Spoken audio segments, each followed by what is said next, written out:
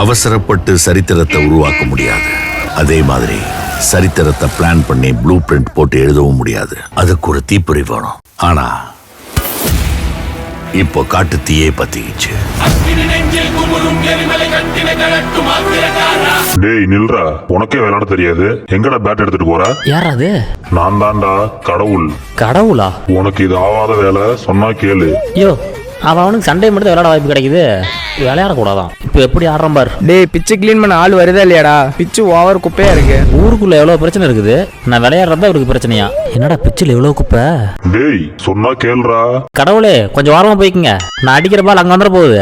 எப்படியும் பால் அடிக்காம கூட்டதான் போற, உனக்கு எதுக்குடா பேட்டு? இப்ப பாடுறா.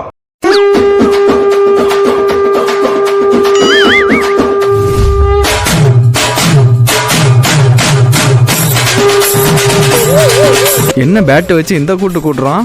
என்ன பேட்ல பால் மாட்டவே மாட்டேங்குது. விளையாட தெரிஞ்சதான்டா மாட்டோம். சரி விடு, நானே பிச்சு கிளீன் பண்ண ஆளுங்களை கூப்பிட்டு வந்துட்டேன். யாரா பிச்சு கிளீன் பண்ணது? தோ அவன்தான். அவனா? 10 பைசா செலவில்லாம பிச்சு கிளீன் பண்ணிட்டானே. யாரா அவன்? ரொம்ப தேங்க்ஸ்பா. தேங்க்ஸா? இனிமேல் இது பேட்டு பிடிக்கிற கையில்ல. பேட்டு பிடிக்கிற கை இல்லையா? இனிமேல் நீ பேட்டை பிடிக்கூடாது. இந்தா இதை பிடி. அந்த கடவுள் தாம்போ நீ இங்க அமுச்சு வச்சிருக்காரு. கடவுளா?